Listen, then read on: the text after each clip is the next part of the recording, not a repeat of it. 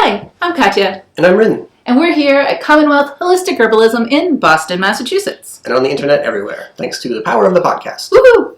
Happy Herby New Year. Woohoo! Herby New Year. That's actually hard to say. A little bit. Yeah, 2026. It's going to be a very herby year. And I want to kick it off. I got really excited because a student wrote in a question, and then I was like, oh, this has to be a podcast. So I want to kick it off with the question. Are you ready? So the student wrote, so the more that I look into herbalism for myself to begin with, I realize there's so much I need to work on.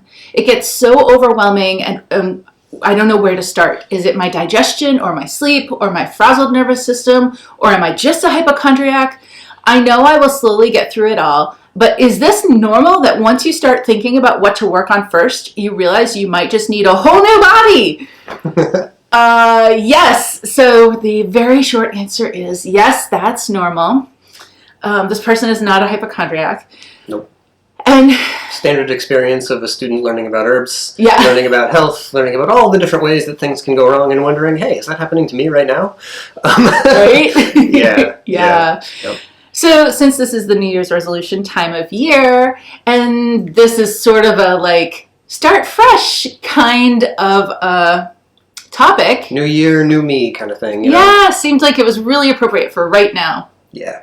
So that's our topic today. But first, we want to remind you that we're not doctors. We are herbalists and holistic health educators. The ideas discussed in this podcast do not constitute medical advice. No state or federal authority licenses herbalists in the United States, so these discussions are for educational purposes only. We want to remind you that good health doesn't mean the same thing for everyone. Good health doesn't exist as an objective standard. It's influenced by your individual needs, experiences, and goals. So keep in mind, we're not attempting to present a single dogmatic right way that you should adhere to. Everyone's body is different, so the things that we're talking about may or may not apply directly to you. But we hope they'll give you some new information to think about and some ideas to research and experiment with further. Yeah. Finding your way to better health is both your right and your own personal responsibility. That doesn't mean you're alone on the journey, and it doesn't mean that you're to blame for your current state of health. But it does mean that the final decision, when you're considering any course of action, discussed on the internet, prescribed by a physician, whatever, that's always your choice to make. Mm-hmm. All right, so this student who asked this question is working on our Community Herbalist Program. And that is where you're starting to think systemically about health. So each of the body systems individually, and then the whole body as an integrated whole. Like the whole body is a system as well. A system of systems. System of systems, yeah, exactly. And so there's, the digestive health course, the urinary health course, the cardiovascular health course, the neurological and emotional health course, immune health, all the different parts of the body, they're all in there. With anatomy, with physiology, with all of the ways that system works, all of the ways that it breaks down, and all of the ways to build it back up again and to repair specific problems. So that's what she is working on right now, and that's why she's like, oh my goodness, like where do I even start? Because a lot of these things seem to apply to me. And I want to just say right from the start that I feel like this is such a lucky realization for anyone to have very early in their herbal educational experience. Because the reality is that yes, you do in fact need a whole new body. And a lot of that is just simply because modern life is not easily compatible with our body's needs for health. In our house, we talk about taking care of the udders because there was a David Attenborough, one of the many things that David Attenborough has made. All of them are wonderful. And this one was about creatures in the sea. And he was talking about sea otters and talking about how many hours a day they spend taking care of their fur. And it's a lot of hours. It's like 70% of all of their time they spend taking care of their fur because they have to in order to survive. Like otherwise they'll die of hypothermia and all these things. To float, to stay warm, yeah, all that stuff. All the stuff, right? And if you are thinking, wow, 70% of all of their time spent taking care of their body, I certainly do not spend 70% of my time taking care of my body, right? But maybe you need to spend a little more time than you are right now. And like, I think our whole culture needs to spend a little more time than all of us are right now. Yeah, in a way, our culture is kind of oriented towards using a certain resource for everything, right? And that's money. And so we even have, things like time is money. Like we've equated these two resources, but they're not actually the same thing. Mm-mm. And while it's true that people who are fortunate enough to have a lot of money can like buy their way through certain problems, not all of them. Not all of them, for sure. Yeah. Sometimes it literally just requires time. Yeah. So, yeah, we'll sometimes turn around to each other and be like, don't forget the otters. Right. Yeah. Now, I said at the beginning of this, before we turned the camera on, that I wasn't going to go off script today at all, and I have already done so. So, let me get back to the plan here, which is modern life is not easily compatible with our body's needs for health. So like is not your whole body does in fact need a reset because you have not been taking care of your otters. And that's not like your fault. It's just like the way that our culture works, what we prioritize as a people. Okay. So it's completely reasonable to consider your own life and your habits and the things that you could change, and also mitigation for things that you can't change, right? Like maybe you can't change your work schedule. You can't change when you go to sleep at night or something like that. So, okay, well, if we can't change it, can we mitigate it? Can we like support it in some kind of way? Yeah, that slips directly into herbal strategies a lot of times, right? Like you've maxed out quantity improvements in terms of sleep. Now we got to work on quality. And so hypnotics and nervines and sedatives and things like that, they can make a huge difference there. Right. Yeah. So you don't need any kind of specific diagnosis to know that sitting at a desk all day is hard on your body, right? And like in our culture, we kind of really gravitate toward those diagnoses because they are legitimizing. But I just want to say you're already legitimate. You're not bad if you have a diagnosis, but also you don't need a diagnosis to start taking action to repair damage that you can already see happening. If you sit all day and then you're stiff in your hips, well, okay, those two things are connected, and you can go ahead and take action towards improving that situation. Right. And of course, this isn't only about desk jobs, right? Like working in a factory all day, working as a line cook all day, whatever it is. Those can also be hard on the body. Yeah. They might be hard in different ways. There could be repetitive movements or like a lot of stress on certain joints in your body or things like that. But in either case, if you're seeing things there that apply to you, that doesn't make you a hypochondriac. Right? You're just noticing areas where your body needs some extra support, care, kindness, and otter time. Otter time. Yeah. All right. So modern life, the evils of modern life, right? We hear that all the time. And then the response to that, especially in certain circles, and the herbal world is one of those circles, the response is usually the past, right? Like all the answers will be found there. Yes, we must return them to the past. So too long to read, the answer is going to be haha, no.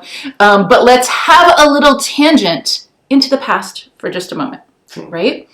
Because sitting is bad and factory work is bad. But factory work today or coal mining today, like my ancestors were in the coal mines, and coal mining today is a dangerous and hard job. But let me tell you how much more dangerous and harder it was in the past. Mm-hmm. So like there were not worker protections in the past. There were not weekends in the past. People worked ridiculous hours. They were crammed into industrialized slums. They were like, and if you think like, I'll just go further back than that, I'll just go further back before industry and whatever, like there is not a perfect time to return to. Life is not perfect. There is no historical place in the past where all people were perfectly healthy. There is no place in the past where all people were free of disease. So put aside that whole like modern life is the evil because you live in modern life. And if modern life is the evil, then you might as well just roll over and die now, because there's nothing you can do about it. This is where you live. Yeah. In a sense, there's this tendency for people to simply project in any direction away from where they are. And sometimes that is things were perfect in a particular moment, in a particular place in the past, in that direction. Sometimes it's, if we just keep doing it, things will become perfect in a utopian future that we're working toward with our advancements, right? In either case, it's like distracting you or taking you away from where you are at the moment. And in this moment, you have some control. Maybe not over every single thing, maybe not over all the things that you should have control over, but you have some control. And so we want to stay in that place where there's control. Yeah. And the other element too here is that, like, to say that it's not that we can simply point to the past or the future and say, like, that's where everything's perfect. But we can acknowledge at the same time that there are good things in the habits and the ways and the food ways and the whatever else of the past in certain areas and for certain people, and that there could be them in the future, and we can imagine that and we can work toward it. Like, there's goodness in both directions that we can bring toward us where we are now. Yeah. And also there's goodness in the now. Like, if we think about the past and we go back to the challenges that they had, and we think about what would my even just my grandparents or my great-grandparents, what would they think about my life? They would think, oh my goodness, I have it so easy. And they would think this is some utopian future. And so, like, kind of keeping that perspective of, like, yes, a lot of things have improved. And so we can look back to the past, to whatever we can find there that will be useful for us. We can learn what we have to learn from science and think about, like, okay, there are some useful things here. There are useful advances that we've made. And we can notice our own experiences. We can notice the experiences that our communities are having. And with all of that, and even thinking forward into where do we want things to be going, we can do all of that to chart a course as best as we can. Like, to make our decisions right now using all of that information. Not just some mythical past where things were perfect. Yeah. Finding all the different elements of good pieces that we can bring forward to try to cultivate health for ourselves, for our friends, for our community. Mm-hmm. Yeah. Because health is good. But health is not a virtue. And we want to dwell on that for a moment, because this is an important piece of what we're trying to get across here today, right? So it doesn't make you good in, like, a moral sense if you are healthy. And it doesn't make you bad if you're unhealthy in any way, right? Throughout history and in different places and times, people have looked on particular illnesses or conditions or whatever as having a moral element to them. Or any illness or condition as having a moral element, right? Yeah. And this is, like, I think the most famous example of this in recent history is the Nazis. Like, this was a huge part of their platform. They did not invent eugenics. It was really trendy, like, even just at the turn of the 1900s. Sure. And even in the late 1800s, it was super, super trendy, but they really refined it and they industrialized it. Industrialized it, right, exactly. Made it into, like, a factory process, basically, Yeah. But there have literally always been wellness crazes. Often they have been about money. So snake oil and patent medicines. And listen, when we talk about snake oil, I think it's really funny because of all the things that would fall into the category of snake oil, the actual snake oil is probably the thing that was actually useful. Because snake oil was really like an omega-3 supplement, just like cod liver oil. Like the original one, right? Yeah. But then, of course, what happened right away was, like, knockoff bad versions made from the wrong snakes. It's, Yeah. So recognizing that, like, even if we look back through these patent medicines, like, and then people today, when we talk about GMP and that people who make herbal products are not supposed to talk about what those herbal products can do for you, this is why. Because all of the snake oil salesmen, right, all the patent medicines, that's what they were doing. They were coming up with these medicines that nobody even knew all the ingredients to. And then they were just making these ridiculous claims about all the things that these medicines would heal. And they would come into town and they would sell, 100 bottles of their like Dr. Jim's Perfect Cure syrup. And then they would leave town and go to the next town and do it again. And so today, when people are complaining about GMP rules that say you can't tell and sell, I'm like, that is so that people will trust us. It's actually good. It is to avoid all of that nonsense. Anyway, all of that scamminess, right? So all of that stuff was in the past too. And today, and also back then, if you had the education, you could see right through it. It's not like people were like naive back then, but today no. It's just like, if you're checked out, like those scams, some of the scams are pretty sophisticated, and sometimes the scams are like operating on hope and or fear or all these other things. And so whatever. My point here is that scams are not new. Telling people you're bad for being sick is not new. Finding virtue or purity in health is not new. Just research Kellogg's. Just read like the Master Cleanse. Right. All of this stuff, and okay, none of my examples went back past like 1875 or so, but you could go way earlier than that and find all this same stuff again. But lately I've been reading a lot of books about this particular era, and so there's just a lot of really rich stuff there. Yeah. And I mean, in every one of these cases, there's like a seed of truth here that then, got grown up into a thicket of thorns that will get people to like walk into it, and now you're all tangled in and you've got thorns all over you and you say, this is just where I hang out now. Right. So like, it's true that you can enhance your liver function a bit with some lemon juice. Right? Like, it is a plant, it is an herb, it has some kind of physiological actions inside of the body, but drinking lemonade for a week will not make you a more moral person. It will not purify your soul. It will not clean you out. It will, whatever. Like, not inherently. If you're doing other work alongside, if you're whatever, okay, maybe, but like, we need to decouple those ideas. Okay, so coming back to that idea about modern life does not support our health needs, right? So part of the reason that I've been reading so much about the late 1800s is because I've been studying tuberculosis for the past year. But in a lot of that, you get a lot of other insights. And there are so many, there's newspaper articles, there's like all these accounts of people in the 1870s, 1880s, 1890s, saying the exact same stuff you hear today. Life is too fast.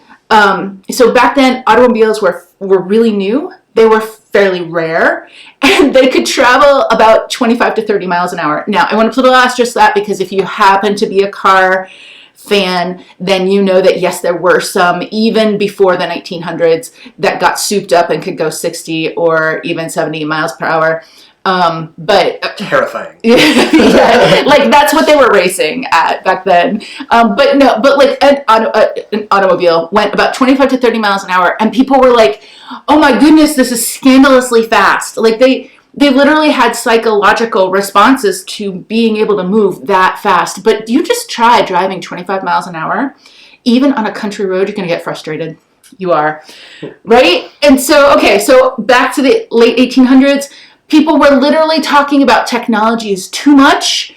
It is ruining our way of life. That is why we are all so nervous. It is why we are all so anxious. That's why everyone feels like this. In quotes, that's why everyone feels like this. Yeah.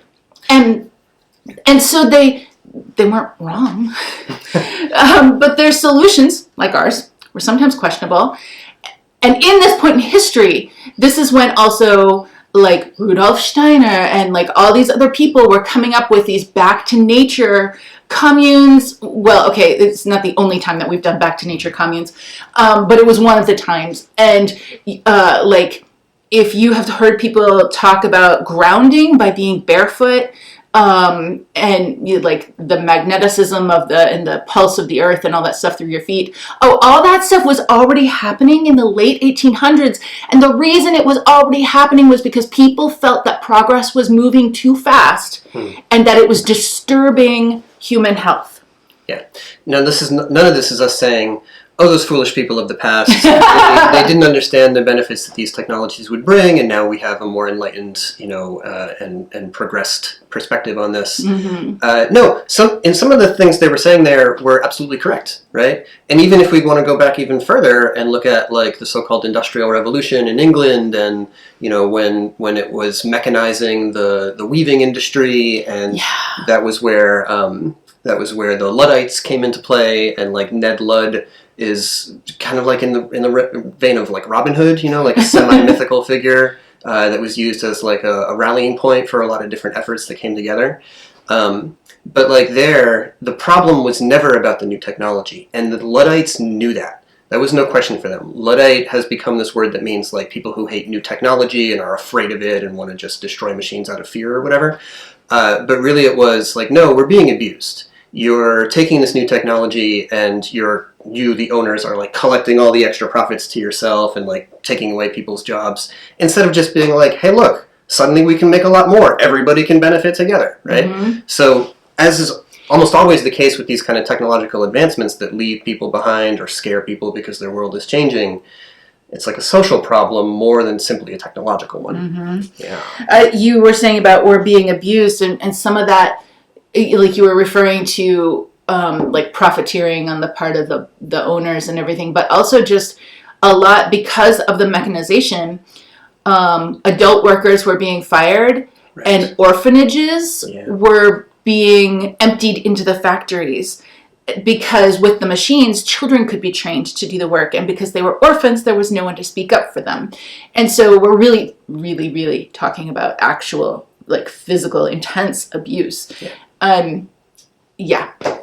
So, but again, it's not about the technology, it's not about those elements, it's about the way that people are utilizing and responding and like feeling their culture change as that moves into their lives, right? Yeah, like on one hand, I delight, like I'm almost gleeful when I see these parallels, when I see people in the late 1800s saying the exact same words that we say, and then I giggle because, haha, your car could only go 25 miles an hour. But, like I find that like very charming. But I also find camaraderie in that, and it helps me to get more perspective. Like there is no need to throw all of the tools out the window. But even when these tools, like it's not the struggle that we're having. How do I set boundaries for myself on my phone? How do I keep work-life balance? How do I, like all these problems that we're having are more than 100 years old.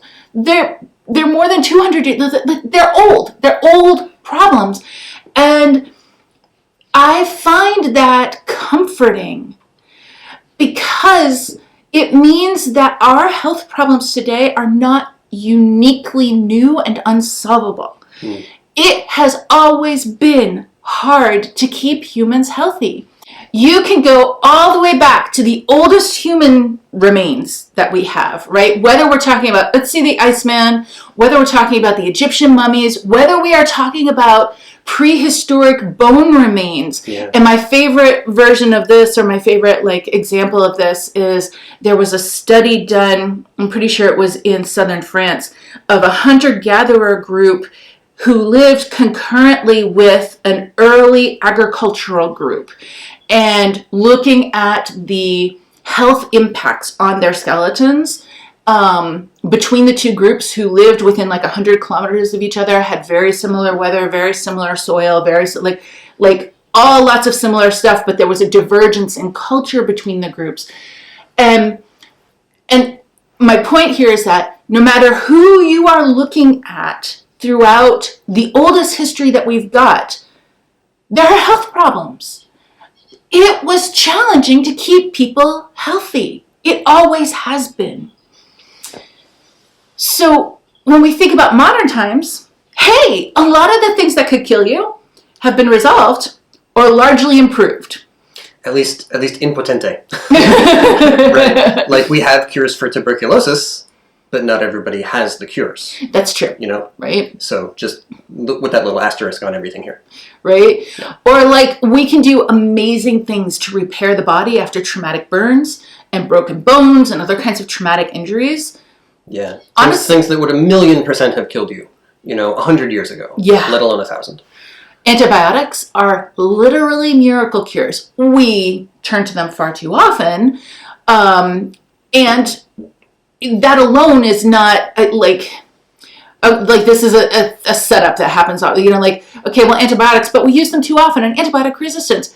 Y'all, it's important to recognize that antibiotic resistance started in the very first year after antibiotics were invented. Yeah, the bacteria didn't wait. It's not a new problem. They respond to what they're exposed to. Yeah, right? So. Just like we are always adapting and learning, hey, so are even the smallest organisms on the planet, always adapting and learning. Yeah. I think that's important too, because recognizing that our problems are not new helps a lot. So, okay, but I think it's also very important to just acknowledge that antibiotics are miracle cures for diseases that absolutely would have killed people in the past. And some of those diseases, or some places where we use antibiotics today, we don't really need to. But some places where we use antibiotics today, there is no natural alternative. Mm-hmm. There is literally nothing else that will save you from dying. In some cases, and tuberculosis is absolutely one of those cases, right?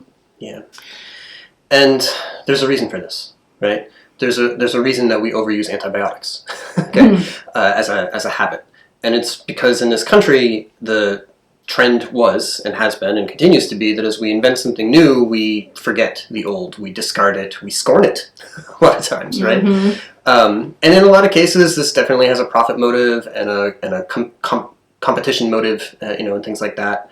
But it's worth saying that in a lot of cases, the new tech, the new drug, the new cure, the new whatever, doesn't do everything that the old stuff or the other approaches did. And that some of that old stuff can still be useful, right? Can be helpful. Maybe on its own, maybe in combination with the new stuff. Yeah. Lately I've been seeing all kinds of articles about car manufacturers giving up on touch screens inside of cars and realizing that buttons were just better, because with a button there's a tactile thing that you can reach over and adjust a button without having to look, but with a touch screen there's nothing tactile, so you have to look to see where the button is that you have to touch, and so that is that's really appealing to me, of realizing it's not like cars are bad. It's not like even controls are bad. Just, hey, buttons worked better actually than touch screens did. Let's in this case, let's keep those buttons. And I think that is a really good way of thinking about health, that there are some amazing things that are possible because of medical technology. And that doesn't mean that our old tools have no use anymore. Some of our old tools, they haven't found a replacement for yet. And so I'm glad that we have the tools that we have. If, heaven forfend that I should ever be in a burning building, I am so grateful that I can go to a trauma center and, they can deal with the awful things that happen to your skin. This is terrible, terrible thoughts. But I'm so grateful that stuff is available. And I am also so grateful that I know how to support my own body before things are traumatic, before things are catastrophic. I'm grateful that I have tools that are in my own control and that I know how to use them. I'm grateful for both. Yeah. So, we're a culture that largely is suffering in terms of health from chronic problems, right? People get sick, people break bones, whatever, but the majority of what's imposing on people's health from day to day is these chronic issues. And this is a place where traditional strategies and herbs and holistic approaches can really create a ton of improvement. And that's good. Because there may not be new technological solutions for all of those those problems, or there might be some, but they're hard or expensive to access, not available to people wherever they are. They might be incomplete in the actions that they do, right? They like solve part of the problem, make the symptoms go away, but it's not really resolved, right? That's incomplete. That's incomplete. And so the point here is just to be really clear that when we're thinking about health, we're trying not to be dogmatic about it. We're trying not to align ourselves with only one team, right? Or to imagine that this is about teams and that we need to pick one. It's not a binary issue, right? Health is difficult. Health is complicated. Health changes for one person and for groups of people, and every generation tries new things. And that's okay. That's not bad. So there was a time when herbs were new, and that is new because, hey, what's this plant? I've never seen this before. Like new to one person, new to an entire culture, new to a place because they moved. And when people colonized this country, they brought their plants with them. And now there's this whole like debate around colonizer plants and invasive species and whatever else. But in the early days when those plants were first being introduced, native populations often looked at those plants and said, hey, cool, a new plant. What can I do with this? And, so like thinking about the different ways that people come in contact with new ideas, even when those new ideas seem very old. Yeah. And I mean, that happened through commerce, when China learned about what we now call American ginseng, they were super hyped about it. And we're like, all right, send me 12,000 ships full of that, which persists to the day. Yeah.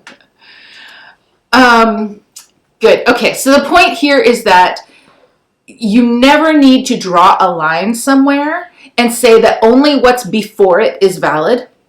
And you never need to draw a line somewhere and say only what came after it is valid.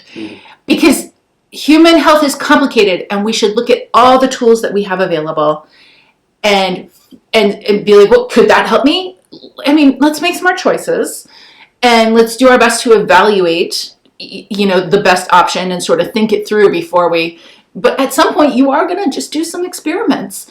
And so it's important not to like put labels of good and bad or virtuous and the other thing. Vicious. Yeah, on to different types of interventions. Just, educate yourself as much as you can, see what's going to work for you, and then try it and keep trying. Yeah. So let's talk about some herbal and natural strategies oriented towards the student's original question, right? Do I need a whole new body? How do I get that, right? What is that going to look like? Right. We have not completed our history lesson. So now we're ready to move forward. Yeah. Because sometimes you do need a whole new body, or you feel like you do, or you need a tune-up, right? Okay, so let's say, as you've probably heard us say before, right? Herbs are not here to treat diseases. And that's not only because of the laws in the United States that make it illegal for an herbalist to say, I will now treat your disease with these herbs because of scope of practice and so on.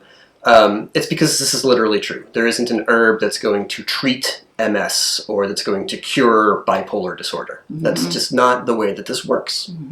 Yeah. Diagnoses, when we think about illness states, and all of this is around like the part of the question where it was like, am I just a hypochondriac, right? Okay. Diagnoses are words in a specialized language. So I don't know if you know, but my actual degrees, like when I went to college, are in foreign language and linguistic theory. So I often look at the world through language. Diagnoses are a specialized language. They are not a fundamental truth. The name of the diagnosis is not what makes it true. The fact that my hair is whatever color it is, that's a hard question to answer today. As it's gray, but some of it not gray, and some of it purple, and some of it fading, and like, okay, whatever. But even if we came up with a perfect word to describe whatever nonsense color my hair is right now, if we went to a different country and people spoke a different language, they would come up with a different word to describe it. The word does not make it true. It already is true. So a germ is true. A germ is a real thing. A tumor is a real thing. An accurate diagnosis is real, but the word does not make it real. The word just describes it. Yeah, it's real in the sense that it can be helpful, right? Like, and like anything that can be helpful, it can also become harmful if it's not used in the right way, right? We can use a knife to cut up our carrots, or we can use our knife to, harm ourselves or somebody else. Okay, so a diagnosis can be helpful if it gives some clarity about what's going on and if it points a direction for things to try and see if they solve the problem. It can be harmful if we get too attached to it or begin to treat it as if it exists as some kind of independent thing. Yeah, like that it is a foundational truth. It is only the description of what's happening for you. The reason that this is so important is because as herbalists, we use different words to describe what we see in people's bodies. We are not saying that, oh, that diagnosis is wrong. Let me give you my assessment. We're not saying that. We're all looking at the same thing and we're using a different word to describe it. The thing is real. The cause of the thing may be completely indisputable. Okay, sometimes it is disputable or sometimes it's sort of left out of the picture or whatever. But let's choose a situation that's kind of simple so that, it's you have the flu and we know it's the flu because you got tested and it's indisputable that it's the flu. Okay, fine. So the thing is real, but the words that we use to describe it make a difference because they frame how we think about what tools that we have that could create some improvement. And this is true for both languages, for medicalized language and for herbal language. So if we try to use medical language to be herbalists, we immediately are off on the wrong foot. We're looking for the herb for MS because in medical language, there is a drug for MS. There's several drugs, and we're going to go through, flow chart of which one is going to be right for this particular person or whatever. But that is how they match things up in that language. They have aligned their tools to their diagnostic words. It's their language. They're allowed to do that. That's not wrong or bad. They can do that. But plants don't work that way. And so when we are looking for something that will help somebody, we have to see the situation in our own language. We have to be able to describe what's happening in terms of energetics. Energetics is an old word. It sounds kind of funny in modern language use, but it just means when we look at something and say, that I see heat in that situation. I see dampness in that situation. If you think about, very shortly after you sprain your ankle, it's red, it's hot, it's swollen, right? Okay, so we're gonna assess that situation. If we say, oh, this ankle is sprained, well, you can Google herbs for a sprained ankle and there will be lots of suggestions, but that's not our system. Our system is to say, okay, we see these types of damage, and what herbs can assist with that type of damage? Yeah.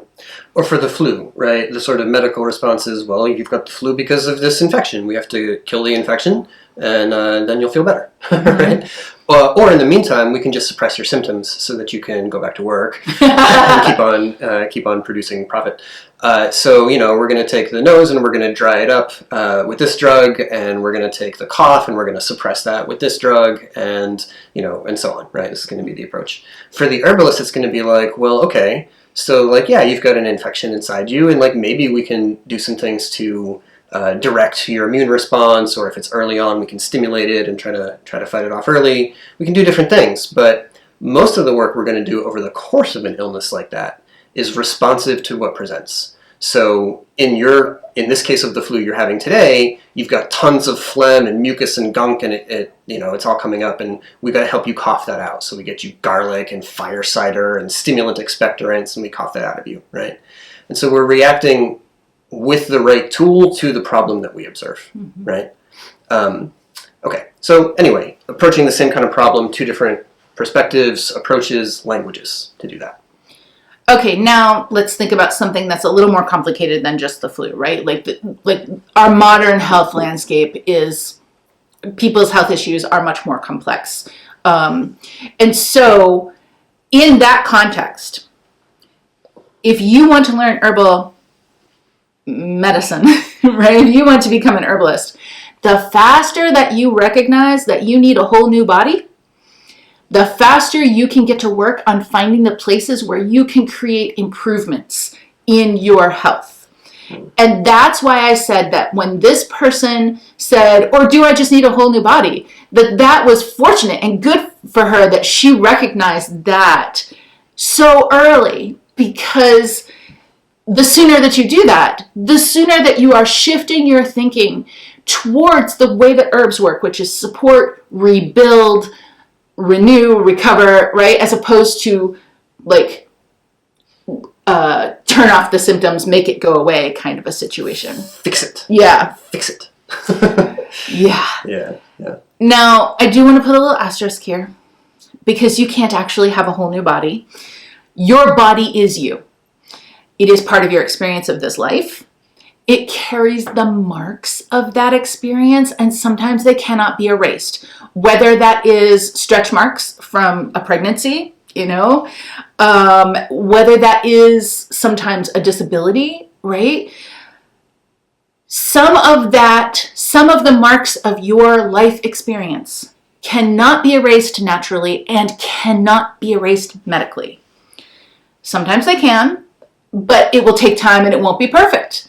So we cobble together as many strategies for improvement as possible. And so we'll get 10% here and 20% there and 12% there. And we will keep going until it's enough for you to have a comfortable experience of life. Yeah. Or as comfortable as possible. But it's really important, because if you are looking for the one thing, you will be disappointed. You will get some small, unsatisfying percentage, because that's not how herbs work. Right. And connect that back to language too, because if your concept of what's going on for you is there's this label that I apply to it and that describes my whole problem, then you're put directly into this idea of finding a medicine, an herb, whatever, to solve that one problem. Mm-hmm. But the way that chronic issue manifests for you can have multiple different expressions, right? Fatigue, brain fog, joint pain, upset stomach. To work with those herbally, we're probably going to work with multiple different plants. Like maybe summer can do all those things at once. We'll come up with that in a minute. Sage maybe, I don't know. It depends on how your stomach plays. But you see what I mean, right? We need to be saying, how can I make some improvement in this aspect of it? How can I make some improvement in that aspect of it? Choose the herbs that get me the 10%, the 20%, the 12%, and move forward from there, rather than saying, I got to find the one herb, probably from far away, that I've never heard of and is hard to get and expensive, that will solve my diagnosis. Mm-hmm. Yeah. And the other part that I really just want to kind of hone in on is, it will not be perfect. Nothing will medical science also can't make it perfect. Like, you're not gonna be 21 again. And I am turning 52 in a couple weeks, and I'm not excited about it. I don't like this part of my life. I want to be young again because, wow, I screwed so much stuff up, and if only I still had that body now, wow, I could do so much with it, right? That's okay, but it's never gonna happen. Never going to happen. There is no herb that will do that for you. There is no amount of clean living. Please don't say that, because now we're into virtue and morals again, right? There is no amount of whatever that is going to return you to what you were when you were 21, but with all the things that you know now. It's never going to happen. Your body is you, with all of the battle scars that you carry along with it. It is. Yeah. All right, so we're herbalists. What can we do about all of this from our position, from the place where we do our work, right? Mm-hmm. So our first thought on this is to be, at least to a functional extent, bilingual, right? So we live in this medicalized world. This is the way people think about things. This is the way that they're going to be looking for solutions immediately. They're often going to walk in, they're going to expect they name their diagnosis to you, and then you name the herb that solves that, right? Mm-hmm. So we need to be educated about the medical world and the words and the ways that they work, and where our two systems do come together and where they diverge away from each other, right? Yeah. We need to be aware of that for benefit and for risk, because they don't, like, the medical system does not know very much about herbs, and so they don't always understand where the points of risk are, and so that burden is going to fall on us to make sure that we understand that, right? Okay, so we have to be bilingual, but as herbalists, we also have to get ourselves out of that system and into our own language as fast as possible, both in terms of when we're working for ourselves in our own bodies and when we're working with other people. Yeah. People come to us usually, and also we come to ourselves usually, in the medical language. Oh, my ADHD. Oh, my whatever, right? But we cannot do our work in that language. So we have to help our clients and our friends and our family members and ourselves make that shift between the systems and understand that, yes, sometimes we need both. But when it is time to think about our tools, then we have to speak our language. So shifting into our language, our system, does not mean that that other system is bad. When we need it, we're gonna go to experts of that system. That's fine. But when we are working in our system, we need to translate as fast as possible into our own language.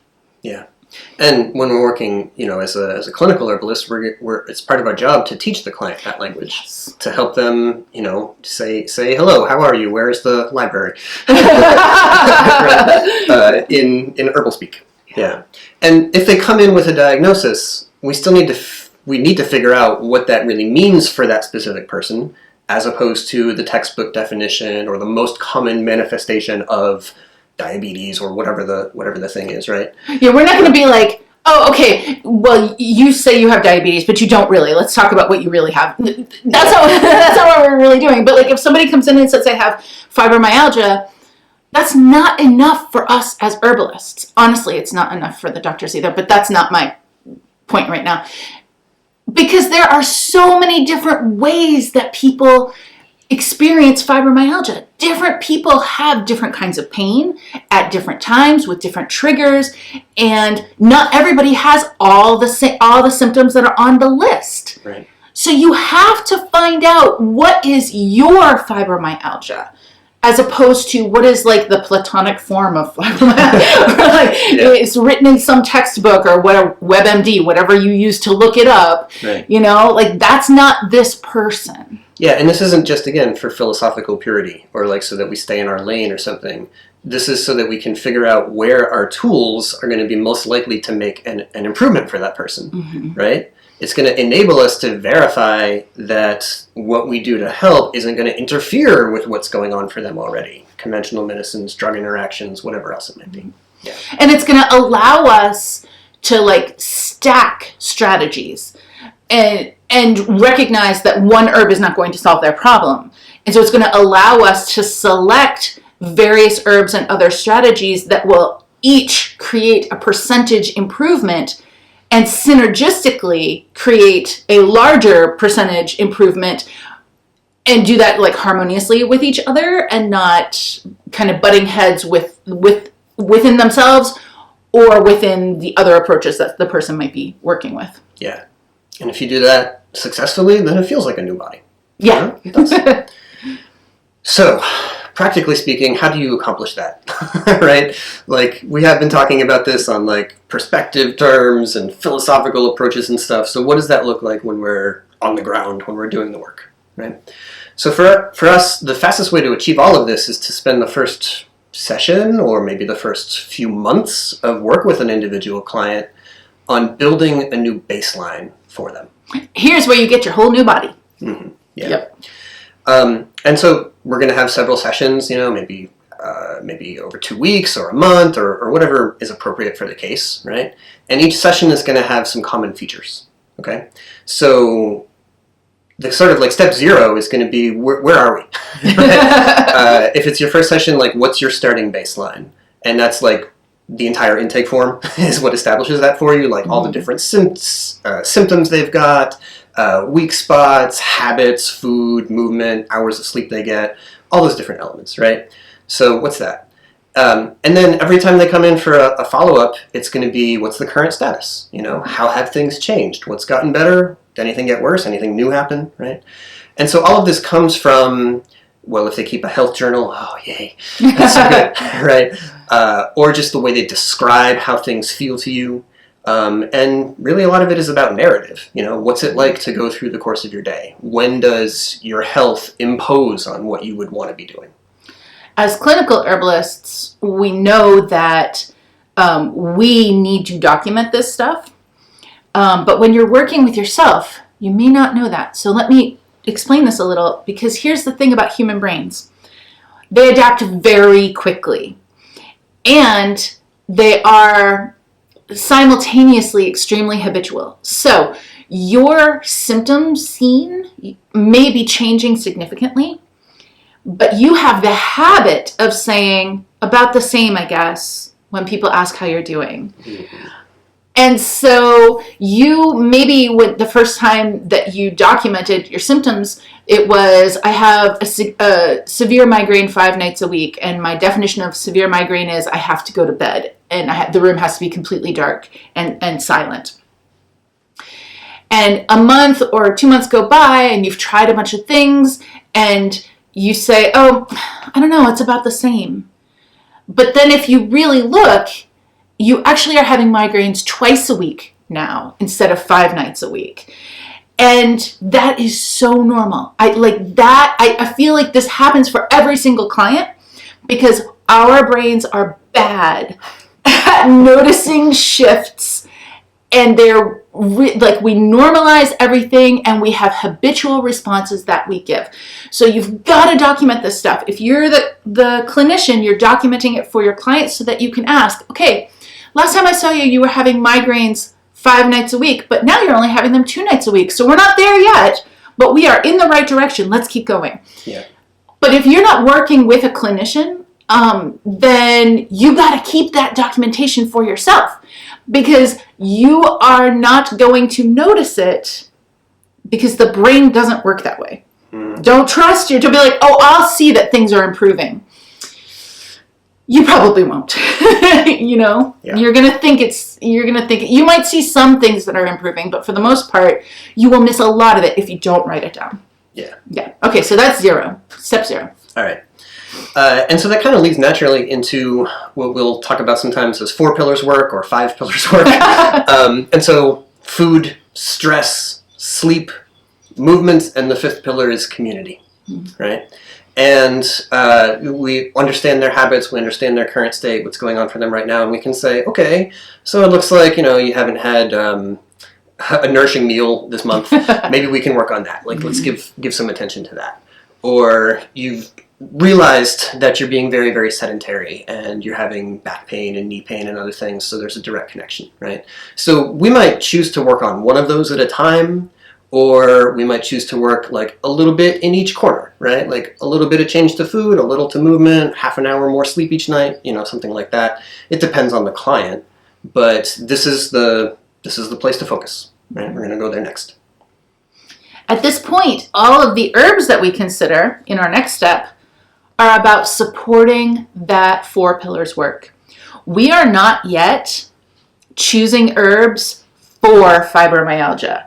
First off, because there are no herbs for fibromyalgia, but we are resetting the baseline. We don't actually know which symptoms are because of the fibromyalgia and which symptoms are because they haven't had a vegetable in a month, or they haven't been able to sleep in a month, or they haven't whatever. A lot of these symptoms could be coming from any of these different places. And so until we fix the baseline boring stuff, we don't actually know what we're dealing with. So all of the herbs that we're choosing now are, your pain is so significant that you are not able to sleep. We got to look at how can we support your sleep. or, whatever. The anxiety is so significant that you're not able to sleep. Okay, how are we going to support your sleep? Whatever.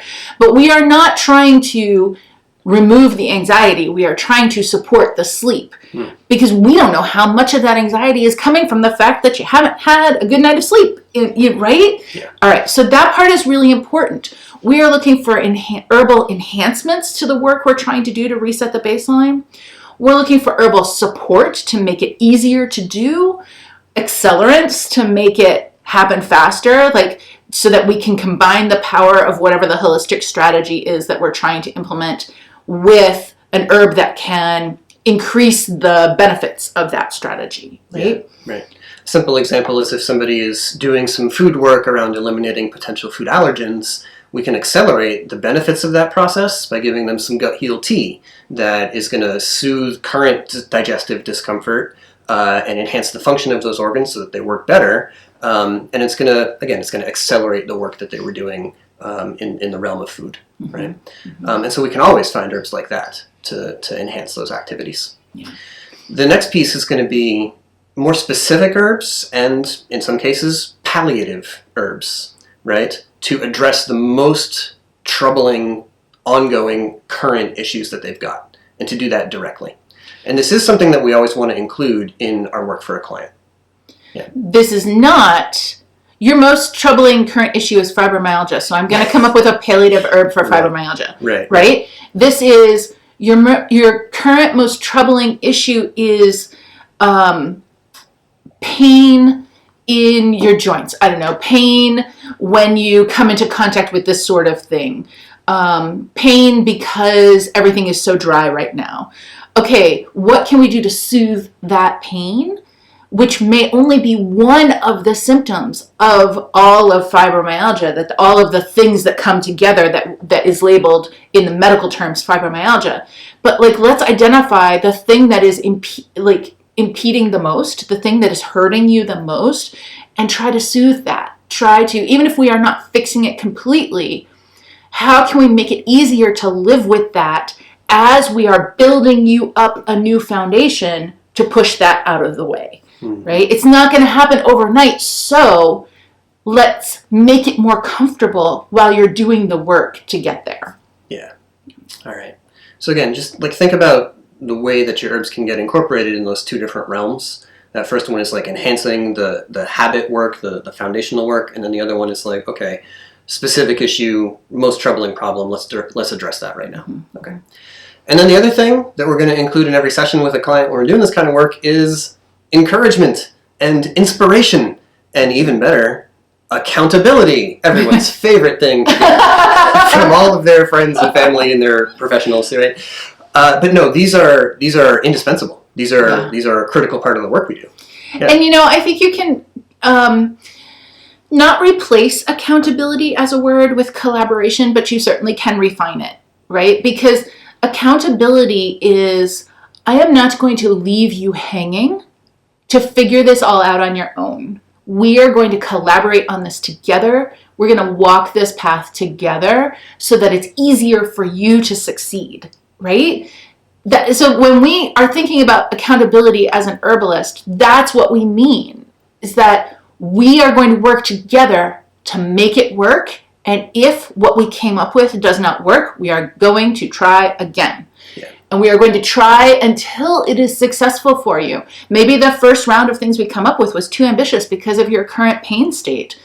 We're not going to throw everything out the window. We are going to try again. That is what we mean by accountability. Yeah. We're going to keep going till it works. So as we go through each of these sessions or these stages, right, we're going to be seeing what's left over. So you're doing this work for yourself. You're like, this month I'm going to focus on food. Next month I'm going to focus on sleep. Each time you go through one, you check in and be like, all right, well, where am I? What still remains, right? The situation's going to change in one way or another. Might be a small change, might be a huge one, might be a whole new body. But we need to check in on that and then be trying to identify what did work, what didn't help that much or couldn't be sustained for whatever reason it is, and why. What does that imply for what I try next? When we evaluate what worked, remember, if we are thinking in medical language, if we didn't get to 100%, it didn't work. But that's not how herbs work. So when we think about what worked, we got to say, I got a 10% improvement here. That worked. It's not done yet. But that 10% improvement was successful. Where can I get another 10%? Where can I get 20%? Right? So that's really, if you are looking for an herb for fibromyalgia, and after a month of taking that herb, you're only 10% better, you're going to be like, well, that didn't work. So breaking everything down into its smaller parts and then assessing what percentage improvement did I get helps you understand what your next step is and what the next percentage improvement is that you're looking for, right? Yeah. So, you've identified what work remains, and hopefully also, like, where can you get an entry point into doing that? Where can you, what can you grab onto next? What can you hook into to build the next stage of improvement you're going to do? And, this work is like a spiral, we often say. You're trying to go all the way around, and it's not a circle, because that's like taking the same path over and over again, right? But a spiral is like widening out, or whichever direction you prefer there, but it's a similar kind of movement, but it's not the exact same path every time. Mm-hmm. Yeah. And then as you go around, really understanding what is in play here. So, okay, if we have nerve cell damage, then one of the things that we want to work on is, how do I support building and repairing nerve cells? And it is easier to find herbs that can do that kind of work than it is to try to find an herb that is going to fix fibromyalgia, right? Okay. Now, as we do all of this, there's a few critical things to keep in mind. Number one, it might take a long time. Mm-hmm. It might take years. Mm-hmm. Though it should be obvious, even within the first month, that you are seeing some change, you are seeing some movement. Mm-hmm. But the point is, don't give up too early. Don't get discouraged. Right. Yeah. I like to think about, how long did it take you to get here? And then, okay, well, you can't unwind all this stuff. You can't, in no time at all. Like, if it took you 10 years to get here, okay, it's not going to take 10 years to improve the situation. But you may still be seeing more improvements 10 years from now. Mm. Like, that's definitely true in my body. Yeah. Another one to keep in mind is that this kind of work, it rarely, if ever, requires the person to buy 1,000 different expensive supplement products. Yeah. Right? And again, the reason we want to emphasize that is because there's a tendency to believe that buying 1,000 different supplement products is what will solve the issue, right? The way that we've been raised to think about health and to think about solving issues here is, it's marketized, right? Yeah. And there are practitioners who will get at you that way, and they're taking a cut of all those supplement sales. And so we're just right back to the snake oil salesman, right? Like, no. Sometimes 1 or 2 targeted supplements are great for a period of time.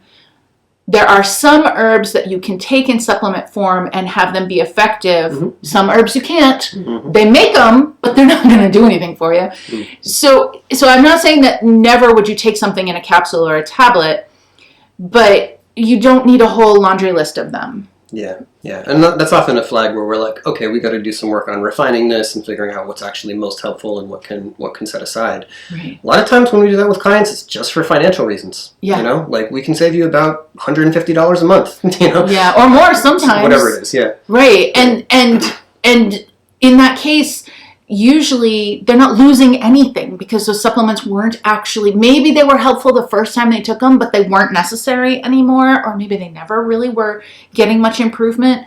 Yeah. But the point is that if somebody is trying to tell you you need a laundry list of supplements, beware that. Yeah. All right. Another critical point here, it's going to mean, like, working this way is going to mean spending more time on your body than you're probably used to. But remember the otters. Listen, I don't like this. I just want to jump out of bed in the morning and do what I want to do in the day. I do not want to do my stupid workout video and like whatever else. I don't want to do it. But otters don't have a choice, and actually I also don't have a choice. Yeah. All right, and then last point, most important point, is that not everything is going to be perfect. Your brand new body, your whole new body isn't going to be entirely wholly new. But it's yours, and you can still love it. Yes. Right? So even if you won't be 21 again, even if you won't be forever young, and never be effortless to achieve or to maintain that, that's okay. That's what life is. Yeah. Human bodies require effort to maintain, even if I don't like it. Yeah. So to wrap it all up here, your body doesn't actually, like, quote, replace all of its cells every 7 years. You've probably heard that one before, right? That's not actually true. But your body does respond to the things that you take in. Your capacity to digest and metabolize and distribute that throughout you, and the actions and the expressions that you put out. So you won't ever be perfect, but you can still be or feel like you have a whole new body. And herbs can help you do that. They can. Yeah. And also, the Community Herbalist Program can help you do that. So head on over to online.commonwealthherbs.com. Check out the Community Herbalist Program. It's a great big bundle of everything that you need to know to fix every part, patch it up again, rebuild it, and be the best you can be. And to feel good. And to feel a little good. Yeah. Be a good otter. There we go. Yeah. All right. That's it for today. We'll be back soon. Until then, take care of yourselves. Take care of each other. Drink some tea. And take care of your otter. Aww. Bye-bye, everyone. Bye.